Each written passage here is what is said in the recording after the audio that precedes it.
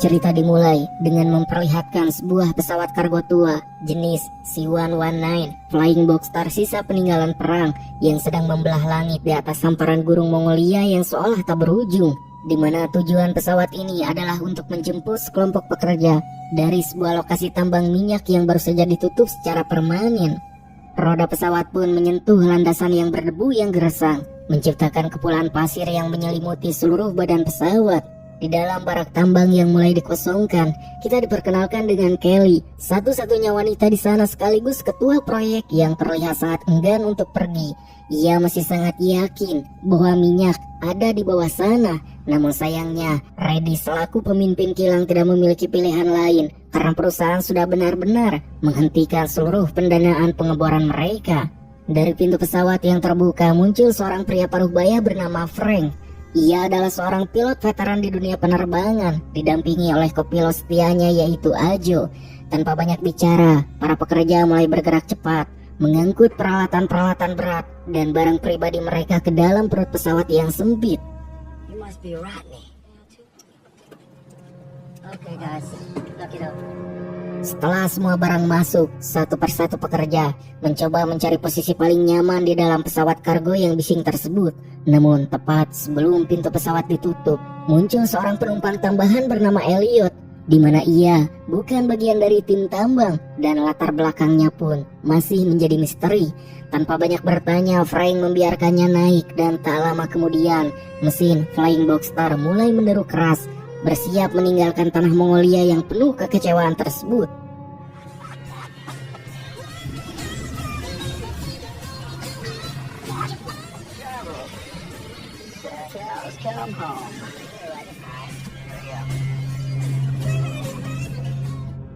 Awalnya penerbangan berlangsung cukup normal. Kebanyakan pekerja hanya ingin segera sampai di rumah dan melupakan kegagalan proyek yang baru saja mereka alami.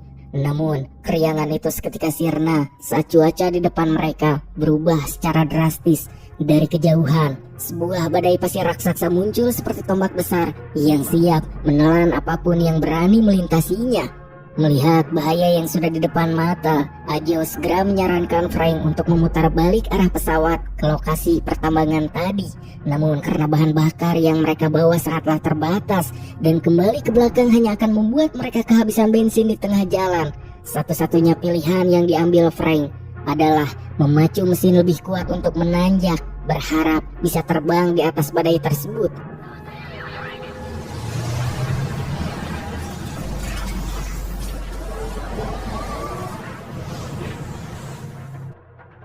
Di saat situasi mulai menegang, Ajo pergi ke ruang penumpang untuk memberikan informasi dan mencoba menenangkan suasana yang mulai gaduh. Sementara itu, Elliot secara tiba-tiba masuk ke ruang kokpit dan memberikan peringatan keras kepada Frank. Ia menegaskan bahwa dengan kondisi pesawat yang kelebihan muatan, mustahil bagi mereka untuk bisa melewati badai tersebut. Frank, yang merasa dirinya sudah ahli dalam bidang penerbangan, tetap pada pendiriannya dan mengabaikan peringatan si pria asing tadi. Namun, tanpa disadari jika keputusan keras kepala itu menjadi awal mula dari bencana yang sesungguhnya. Pasir gurun yang sangat halus mulai tersedot masuk ke dalam mesin, merusak komponen internal, hingga mesin pesawat mulai batuk dan mati satu persatu. Guncangan hebat pun mulai terjadi. Suara logam yang beradu terdengar sangat memekakan telinga, di mana badan pesawat kini mulai rusak parah akibat hantaman pasir serta angin yang begitu liar.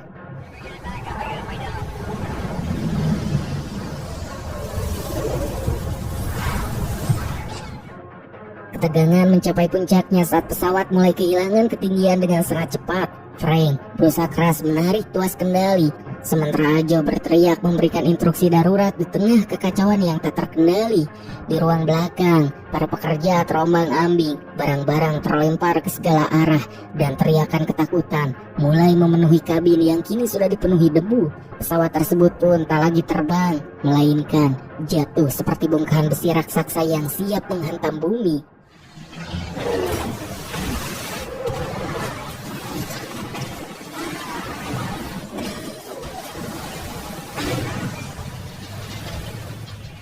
Di Di bagian belakang, pemandangannya jauh lebih mengerikan dari yang dibayangkan, di mana beberapa pekerja yang tadi duduk manis di posisi paling belakang, beberapa di antaranya langsung tewas di tempat karena hantaman keras tersebut, menciptakan pemandangan yang seketika menghancurkan mental siapapun yang melihatnya.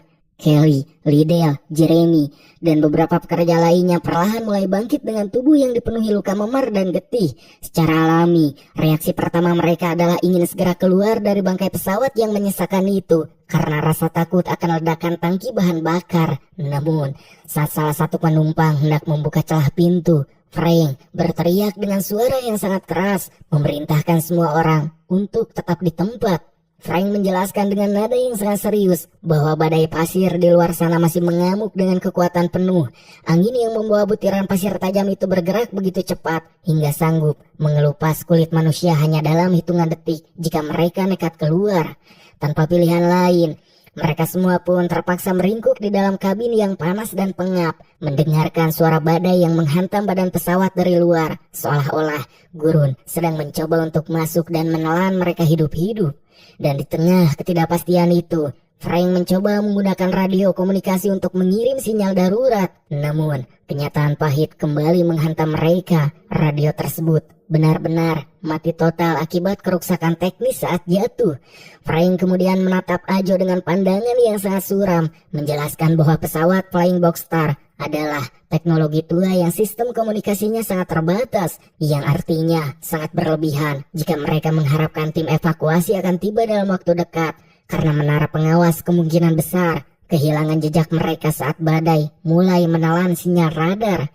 Berita itu pun seketika menciptakan keresahan luar biasa di antara para pekerja. Beberapa mulai menyalahkan keputusan Frank, sementara yang lain hanya bisa tertunduk lesu meratapi nasib mereka. Setelah beberapa jam terasa sangat menyiksa, badai pasir akhirnya mulai mereda. Matahari gurun yang sangat terik perlahan muncul, memperlihatkan hamparan pasir yang luas dan gersang di segala arah. Mereka semua pun kemudian terlihat merebutkan teman-teman mereka yang innalillahi dalam kecelakaan tersebut, di mana dengan alat seadanya, mereka memberikan penghormatan terakhir di tengah suasana yang sangat berat. Di saat semua orang sedang larut dalam duka dan kebingungan, ada satu sosok yang tampak sangat tenang namun mencurigakan. Elliot. Ia hanya berdiri diam, matanya tajam hanya menatap ke sekeliling, menganalisis setiap detail bangkai pesawat dan benteng alam di depannya. Hal tersebut membuat Ajo merasa terusik dan sedikit penasaran. Ia kemudian mencoba mengulik informasi lebih dalam mengenai siapa sebenarnya Elliot ini kepada Kelly. Kelly pun menceritakan bahwa Elliot sebenarnya adalah seorang pria asing yang sedang mengambil cuti untuk berkeliling dunia. Namun, pesawat pribadi atau tumpangan sebelumnya mengalami kecelakaan dan ia terdampar di tengah gurun Mongolia seorang diri. Juga menurut jadwal, seharusnya Elliot sudah dijemput oleh pihak tertentu beberapa minggu yang lalu. Tapi faktanya, hingga saat ini tak ada satupun yang datang menyelamatkannya. Itulah alasan mengapa Elliot akhirnya menumpang tinggal di kiling minyak Kelly sebelum akhirnya ikut dalam penerbangan kargo maut ini. Beberapa saat kemudian, setelah mereka melakukan inventarisir terhadap barang yang tersisa, hasilnya sangat mengecewakan. Mereka hanya memiliki 8 jerigen air dan beberapa kardus Indomie ayam bawang. Menurut perkiraan Ajo, persediaan itu hanya cukup untuk bertahan selama 1-2 minggu saja. Itu pun dengan catatan, mereka harus benar-benar pintar mengatur porsinya dan tak ada satupun orang yang bersikap serakah. Frank dan Ajo mencoba memperkirakan lokasi jatuhnya pesawat melalui koordinat terakhir yang mereka ingat. Mereka berasumsi bahwa saat ini mereka berada di area perbatasan antara Mongolia dan Cina. Dan jika perhitungan mereka benar, maka pemukiman manusia terdekat adalah kota Lanzhou yang berjarak sekitar 200 mil ke arah selatan. Mendengar angka 200 mil, suasana mendadak menjadi sangat tegang. Jeremy yang merasa fisiknya masih kuat, tiba-tiba menawarkan diri untuk melakukan perjalanan nekat tersebut dan sangat percaya diri bahwa ia sanggup berjalan kaki menembus gurun hingga ke Lanzhou untuk mencari bantuan. Namun, pekerja senior lainnya langsung memotong pembicaraan Jeremy dengan fakta yang mengerikan tentang gurun tersebut. Ia menjelaskan bahwa saat ini adalah bulan Juli, di mana suhu di gurun ini mencapai titik yang paling ekstrim. Di bawah terik matahari yang membakar, maka keringat yang keluar dari tubuhnya bisa mencapai 10 kali lipat dari air yang masuk karena proses penguapan yang sangat cepat. Ditambah, kompas tidak akan bisa diandalkan sama sekali di wilayah ini, sebab di dekat lokasi mereka saat ini terdapat Gunung Altai, sebuah pegunungan yang memiliki medan magnet yang sangat kuat, yang akan membuat jarum kompas berputar tak tentu arah. Mendengar semua penjelasan logis yang mematikan itu, nyali Jeremy seketika menciut. Ia hanya terdiam dan mengurungkan niat nekatnya tersebut. Kini, mereka semua menyadari satu hal. Mereka terjebak di tengah lautan luas tanpa harapan evakuasi, tanpa pangan yang cukup, dan tanpa jalan keluar yang masuk akal. Keesokan harinya, kecemasan mulai menyebar. Alex bertanya-tanya, apakah mereka melihat keberadaan Davis? Awalnya Kelly menduga Davis mungkin hanya ketiduran di sudut lain pesawat. Namun, setelah dilakukan pengecekan ke seluruh area, Davis benar-benar tidak ada di sana.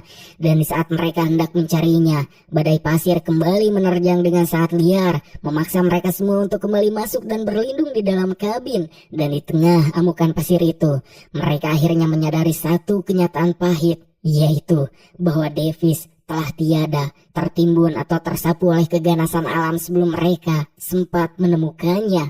Setelah badai mereda, emosi Kelly tak terbendung lagi. Ia menemui Frank dan meluapkan kekesalannya karena melihat sang pilot tampak begitu tenang, seolah tak peduli dengan nyawa yang baru saja hilang. Namun dengan nada suara yang rendah namun getir, Frank mengatakan bahwa ia pun sebenarnya tak tahu harus berbuat apa. Kondisi mereka saat ini benar-benar buntu, radio mati, lokasi tak diketahui, dan yang bisa mereka lakukan hanyalah pasrah, sambil berharap ada sebuah keajaiban berupa pesawat lain yang kebetulan melintasi jalur tersebut. Now, the odds of crashing an airplane are certainly Since Davis just disappeared. I am not everybody's dead mother. They are... Di luar, situasi semakin kacau saat Jeremy nekat mengambil satu jerigen air dan bersiap pergi meninggalkan kelompok tersebut. Semua orang langsung bergerak untuk merampas air itu kembali, hingga terjadi aksi tarik-menarik yang mengakibatkan jerigen tersebut pecah. Air yang sangat berharga itu pun tumpah, meresap ke dalam pasir panas, tanpa sisa sedikit pun.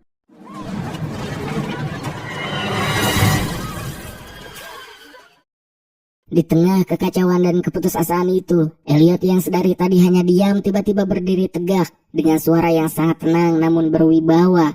Ia mengatakan jika dirinya bisa membawa mereka keluar hidup-hidup dari gurun tersebut. Semua orang terdiam, menatap Elliot seolah-olah ia sudah benar-benar gila akibat panasnya gurun. Namun, Elliot tak bergeming sedikit pun. Ia mulai menjelaskan idenya secara teknis. Mereka bisa memanfaatkan kerangka pesawat yang masih utuh, membuang bagian-bagian yang sudah hancur, lalu merakit ulang mesin dan komponen yang tersisa menjadi sebuah pesawat kecil yang ringan. Awalnya, ide itu ditertawakan sebab kedengarannya seperti lelucon yang mustahil untuk diwujudkan dengan alat seadanya. Namun, Elliot bersikeras bahwa ia tahu betul apa yang ia bicarakan. Ia kemudian mengungkapkan identitas aslinya yang ternyata seorang perancang pesawat terbang. Hingga satu persatu dari mereka pun mulai berpikir bahwa mungkin saja ini adalah satu-satunya jalan keluar yang mereka miliki. Namun, Frank tetap pada posisi menolak. Ia berpendapat bahwa jika mereka mulai bekerja kasar membangun pesawat, maka sisa air dan makanan mereka akan habis jauh lebih cepat, yang artinya itu hanya akan mempersempit waktu mereka untuk bertahan hidup sambil menunggu tim penyelamat.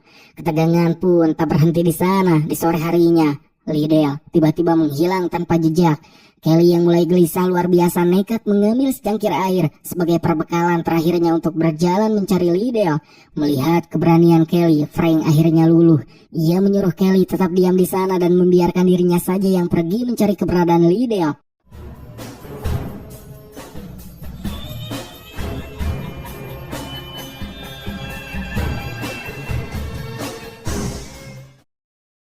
Setelah berhari-hari ia mencari Liddell, Frank akhirnya tiba di balik sebuah bukit bebatuan, sebuah tempat jatuhnya potongan besar badan pesawat yang terpisah. Di sana, ia melihat sebuah pemandangan mengerikan, yaitu tubuh salah seorang penumpang yang murag akibat kecelakaan yang menimpa mereka sebelumnya. Dan di saat Frank sedang memeriksa jasad itu, Liddell tiba-tiba muncul dari balik bebatuan.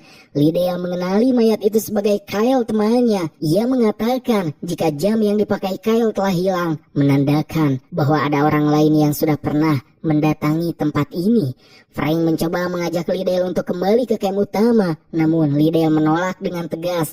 Ia mengatakan tidak akan kembali jika tujuannya hanya untuk menunggu ajal di bawah bangkai pesawat tanpa melakukan usaha apapun. Liddell kemudian memberikan sebuah syarat mutlak. Ia bersedia kembali asalkan Frank menyetujui rencana Elliot untuk membangun ulang pesawat tersebut.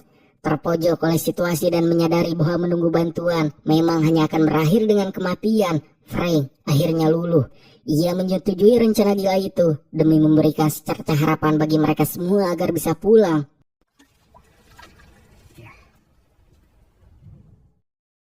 Singkat waktu, Frank berhasil membawa Liddell kembali ke camp dengan selamat. Sebuah pemandangan yang disambut dengan rasa lega dan bahagia oleh semua orang yang tersisa. I think we should build a plane. This thing the way you said you could. Well, we're either all in this together or no one at all.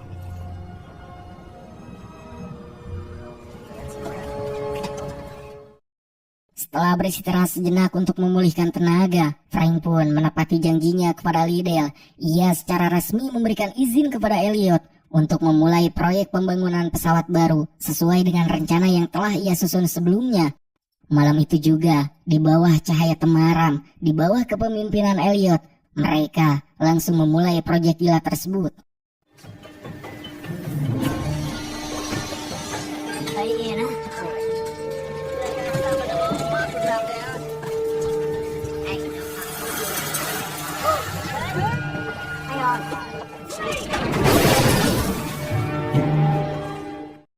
Keesokan harinya, sesuai kesepakatan, semua orang diwajibkan untuk beristirahat total dan bersantai. Hal ini dilakukan semata-mata untuk menghemat persediaan air dan makanan yang kian menipis. Namun, ketenangan itu tak sepenuhnya dirasakan oleh Frank. Saat malam kedua dimulai dan pekerjaan kembali dilanjutkan, Frank menceritakan temuan mengerikannya saat mencari Liddell tempo hari, yaitu jasad seorang penumpang yang ditemukan dengan luka tembak, seolah-olah dijadikan sasaran latihan menembak oleh seseorang. Mendengar hal itu, Ajo tentu saja menjadi sangat gelisah. Namun dengan tegas, Frank menyuruh Ajo untuk tetap tenang dan menjaga rahasia ini rapat-rapat. Ia tak ingin kabar tentang adanya ancaman bersenjata di luar sana merusak mental orang lain yang sedang berjuang membangun pesawat. Namun tepat di saat itu juga, sebuah kecelakaan fatal hampir terjadi. Percikan api dari mesin gerinda tanpa sengaja mengenai beberapa drum minyak yang telah dikumpulkan, dan dalam hitungan detik, ledakan ageng pun terjadi.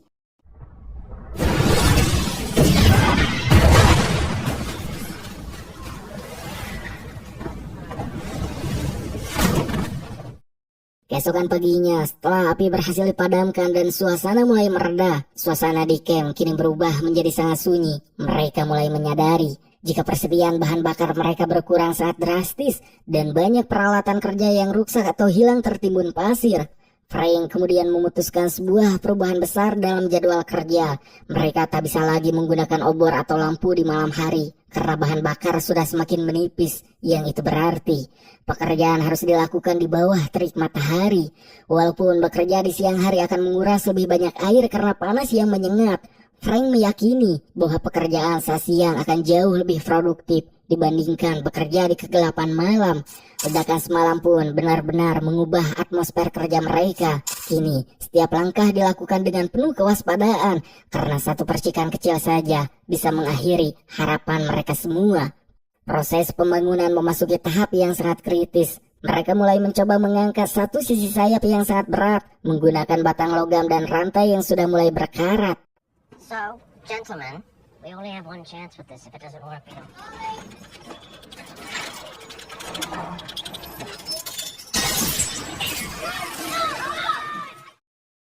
Dan secara ajaib, sambungan utama pesawat itu akhirnya berhasil menyatu dengan sempurna. Hari itu, suasana haru menyelimuti mereka. Mereka sadar bahwa yang baru saja mereka sambungkan bukan sekadar dua potong logam tua, melainkan harapan terakhir untuk bisa keluar dari neraka gurun tersebut.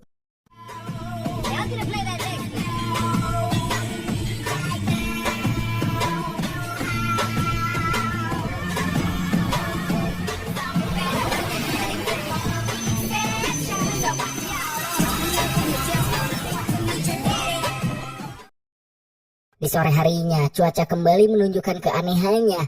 Angin gurun bertiup sangat kencang dan langit mulai memperlihatkan kilatan petir yang menyambar.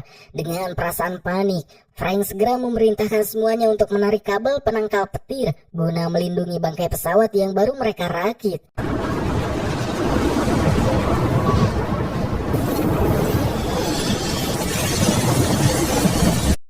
Di kegelisahan itu, Frank sempat melihat Elliot berdiri sangat dekat dengan area terbuka, dan di saat ia menyuruhnya untuk menjauh, si Elliot malah hulang-hulang tepara ruguh.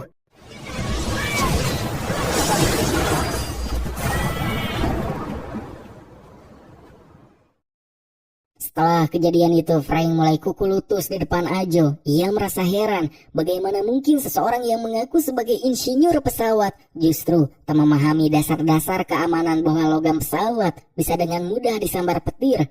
Keesokan harinya, suasana mulai kembali kondusif. Rasa optimis mulai tumbuh perlahan-lahan di benak para pekerja. Juga terlihat jika mereka mulai memberi nama Phoenix pada pesawat tersebut. Spirituality is not religion. It is crooked though. Namun, tragedi seolah belum mau berhenti menyiksa mereka. Di saat Frank dan Kelly sedang sibuk membetulkan bagian mesin yang tersisa, tiba-tiba Ajo berteriak histeris sambil menodongkan pistol ke segala arah dengan tangan gemetar. Ajo rupanya baru saja menyadari kenyataan pahit bahwa ada seseorang yang tega menghabiskan satu jerigen air terakhir secara diam-diam dan sendirian. Di tengah ketegangan itu, Elliot dengan tenang mengakui bahwa itu adalah perbuatan dirinya.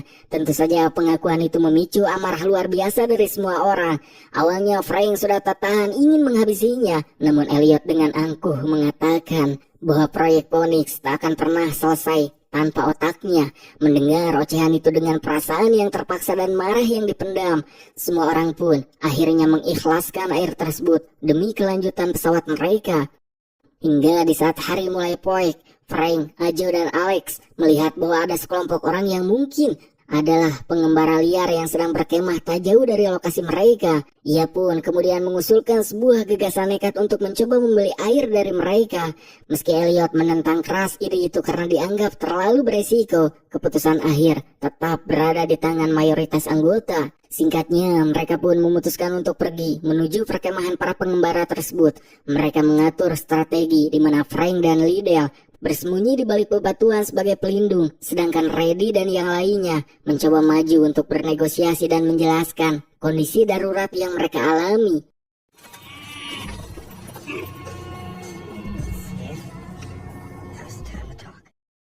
Awalnya, negosiasi tampak berjalan lancar. Para pengembara itu mangut-mangut seolah setuju untuk membantu. Namun di belakang bebatuan, pandangan Liddell tertuju pada jam tangan milik temannya yang sempat hilang. Menyadari mereka sedang berhadapan dengan perampok yang mempateni Kyle, Frank langsung bergerak melumpuhkan mereka dalam sebuah baku tembak yang singkat namun sangat kacau. Sayangnya, satu orang berhasil melarikan diri dengan menunggangi kuda ke arah kegelapan gurun. Keesokan paginya, kemenangan itu berubah menjadi duka ketika Alex yang semalam sempat terkena tembakan harus innalillahi di depan mereka.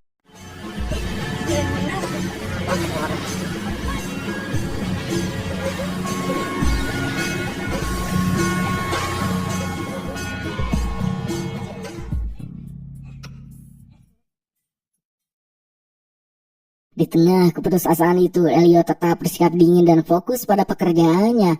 Ia hanya berkata dengan suara datar, jika mereka berhenti sekarang, maka semua nyawa yang sudah hilang akan menjadi sia-sia. Kata-kata dingin itu perlahan-lahan membangkitkan kembali semangat mereka, meski hanya sedikit demi sedikit. Hari-hari berikutnya pun, mereka kembali bekerja dengan sisa tenaga yang ada hingga perlahan tapi pasti. Phoenix mulai terlihat menyerupai bentuk sebuah pesawat sungguhan. Namun, konflik internal kembali meledak saat Frank merasa terus-menerus diremehkan oleh Elliot. Frank, seorang pilot veteran dengan jam terbang ribuan kali, merasa muak harus menuruti setiap perintah teknis dari Elliot yang keras kepala. Hingga akhirnya di saat proses pembuatan tersebut mencapai 99%, sebuah fakta mengejutkan terungkap. Elliot ternyata bukan seorang insinyur pesawat terbang komersial ataupun militer. Ia hanyalah seorang perancang pesawat terbang mainan alias model pesawat remote control yang membuat semua orang diam tak percaya. Parasol model. Big stuff too, right, Elliot? I mean, planes here.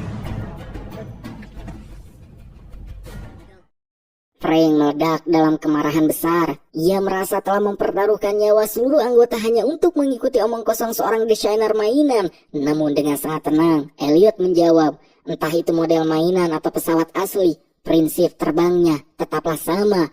Kecewa dan merasa tertipu oleh Elliot, mereka terlihat berniat mempateni Elliot di saat itu juga.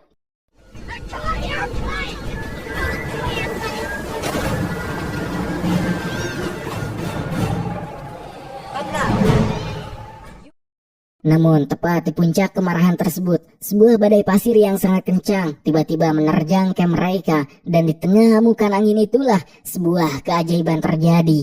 Bagian sayap dan mesin Phoenix yang tertiup angin kencang tampak mulai terangkat, membuktikan bahwa perhitungan Elliot benar dan Phoenix benar-benar memiliki daya angkat untuk mengudara.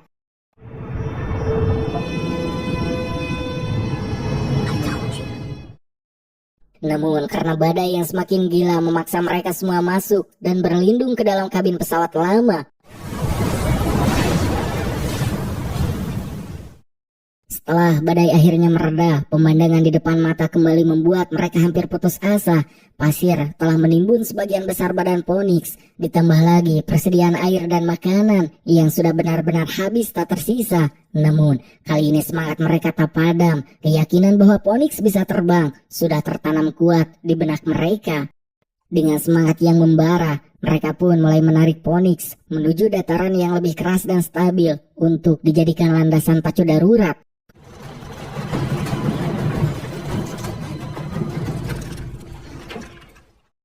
Persiapan terakhir pun benar-benar menguji mental semua orang yang tersisa. Elliot kini mengeluarkan 5 butir peluru starter mesin yang menjadi satu-satunya kunci untuk menghidupkan Phoenix. 5 peluru ini bukan sekadar angka, melainkan 5 kesempatan terakhir mereka untuk bisa keluar dari gurun ini hidup-hidup atau terkubur selamanya di bawah tumpukan pasir. Dan di tengah ketegangan yang memuncak itu, suasana yang tadinya penuh konflik mulai mencair. Frank dan Elliot saling bertatapan, menyadari bahwa ego mereka tak lagi penting di hadapan maut. Mereka akhirnya berjabat tangan dan saling meminta maaf, mengakui bahwa tanpa kerjasama keduanya, Phoenix tidak akan pernah berdiri di atas landasan pasir tersebut. Frank segera naik ke kursi pilot, memegang kendali dengan tangan yang sedikit gemetar namun tetap kokoh. Ia memasukkan peluru pertama ke dalam lubang starter mesin. Satu percobaan telah dilakukan namun gagal. Sialnya, suara ledakan mesin tadi rupanya terdengar sangat jelas oleh para pengembara liar, yang kini posisinya sudah berada sangat dekat dengan lokasi mereka. Frank tidak membuang waktu dan segera mencoba peluru kedua. Kali ini, mesin sempat berhasil menyala, menderu keras selama beberapa detik yang membuat semua orang sempat bersorak kegirangan. Namun, kesenangan itu hanya bertahan sesaat karena mesin tersebut tiba-tiba mati lagi. Peluru ketiga pun dicoba, namun hasilnya tetap sama, hingga kondisi di dalam camp menjadi sangat gelisah. Keringat dingin mulai membasahi wajah mereka karena kini peluru yang tersisa hanya 2 butir saja. Jantung Frank pun berdegup kencang. Ia memutuskan untuk mengambil resiko teknis. Ia menggunakan peluru keempat untuk membersihkan sisa-sisa kotoran di dalam silinder yang mungkin menjadi penyebab mesin sulit menyala. Suasana pun berubah menjadi tanpa suara karena menyadari jika mereka hanya punya 1 peluru saja untuk dimasukkan ke dalam lubang starter. Di saat yang bersamaan, pemandangan di kejauhan menjadi sangat mengerikan. Para pengembara liar dengan kuda-kuda mereka sudah muncul dan bergerak cepat menuju ke arah Phoenix. Namun untungnya, peluru terakhir tersebut bisa menyalakan mesin Phoenix dengan sempurna, yang tanpa menunggu komando kedua, semua orang pun segera melompat ke atas Phoenix.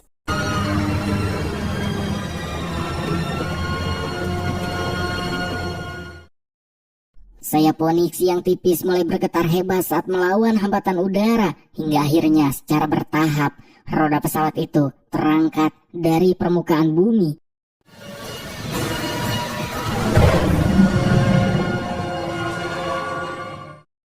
Mereka tak hanya berhasil menaklukkan gunung, mereka juga berhasil menaklukkan rasa takut dan egonya masing-masing, juga membuktikan bahwa harapan yang paling gila sekalipun bisa menjadi kenyataan jika mereka terus bergerak maju hingga titik darah penghabisan.